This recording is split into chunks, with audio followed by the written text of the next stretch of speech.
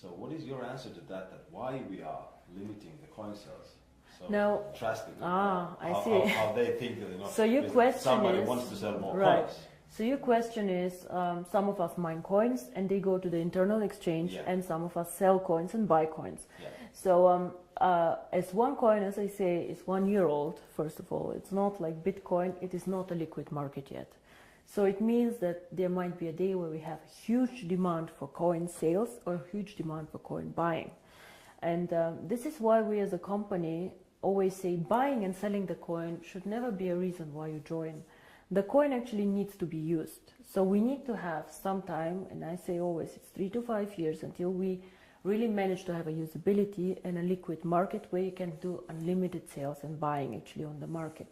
Until then, Kari, if you do not have limits, for example, what can happen is that one person with a huge sales order or huge buy order can distort the price a lot.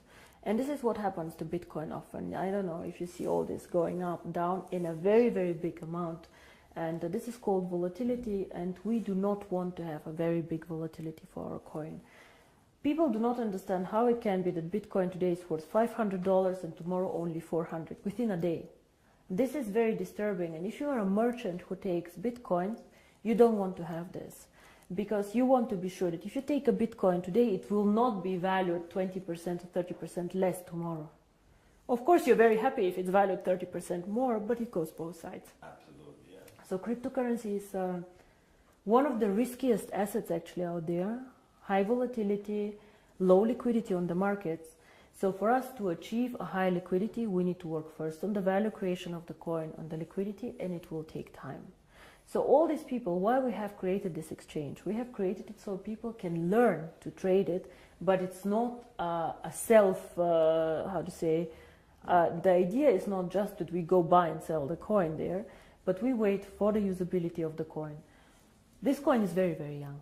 We have so much way to go, but we have created miracles already. So I'm looking very, very positive into the future, but remember, the internal exchange is demand and supply. So you have to find somebody who wants to sell coins to buy, and the other way around. So the company itself is not obliged to buy back your coins or to sell your coins. If I don't have coins, I cannot sell them, yeah? And as a company, we do not buy back the coins. So it's always you selling your coins to somebody else or somebody else buying from you. Don't forget also a bit the time differences. When China sleeps, you're awake, and so on. So sometimes, as I said, the market is not liquid and not efficient yet. And then the other question is, which relate to that, is that how is the value created? Now, there are two questions I think inside here. First is what is the value of cryptocurrency, and the second is how do we determine today if one coin is valued €1, €2, or €5? Yes. So we have a concept which is called mining difficulty. And there are calculators out there on the internet for Bitcoin. Everybody can Google them. You just Google Bitcoin mining difficulty calculator and you see how this is calculated. It's a very, very simple thing. You calculate, one is electricity costs for the mining, and the second is computer power. So to mine a coin, you need obviously a computer to do some calculations and electricity to get the computer running. So depending on these two things, the mining difficulty grows or goes down. It goes both ways. It can go up, it can go down. The more miners join, however, the more people who want to mine, the higher the mining difficulty goes, because more of them are in the pools. And this is, of course, what happens to one coin. So you can simulate this with these calculators. It's nothing that one coin invented. And this is how we today measure the value of the coin. Yeah? So we say, if it costs us €5 to create the coin due to electricity, the servers, and the computer power, this is what we think is the appropriate price.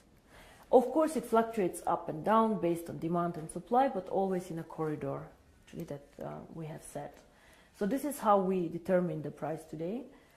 And the second question that you had actually is, but one day we go to the open market, so how do we know what is the value of this cryptocurrency? Why is Bitcoin worth $400 and not 1,000 or whatever? And here, in my opinion, there are two things how we determine the value of cryptocurrency. Cryptocurrency is not backed up by anything. We know this. So it's actually worthless. So it's not backed up by gold. It's not backed up by any other asset. OneCoin is not backed up, yeah? Bitcoin is not backed up. But there's still value inside, and I tell you why. One is, first of all, the brand. Bitcoin currently have a very strong brand. Everybody knows them, they were the first one.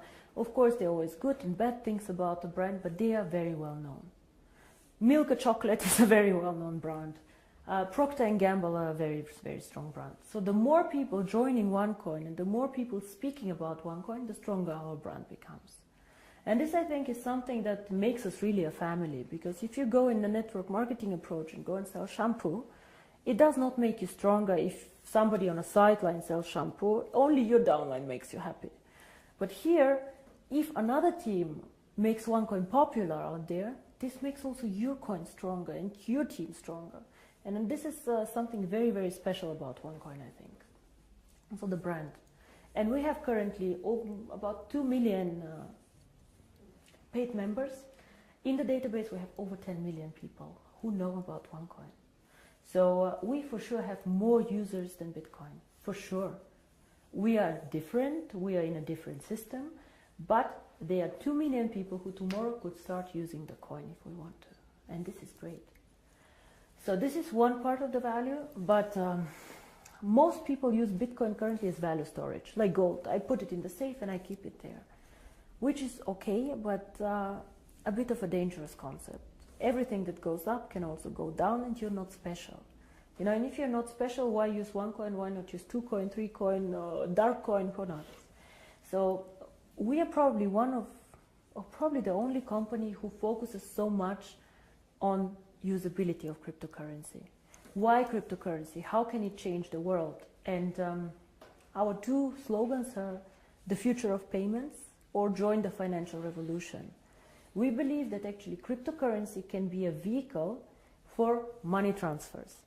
So for example, as you do Western Union transfers, you can use cryptocurrency to do a transfer. Fast, borderless payments.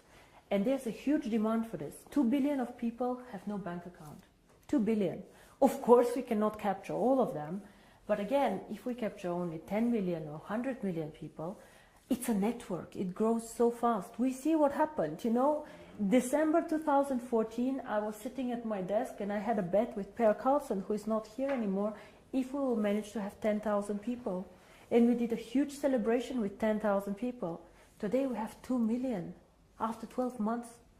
It is incredible, and this is the network effect. The more people know about OneCoin, the more they will come and the stronger the brand.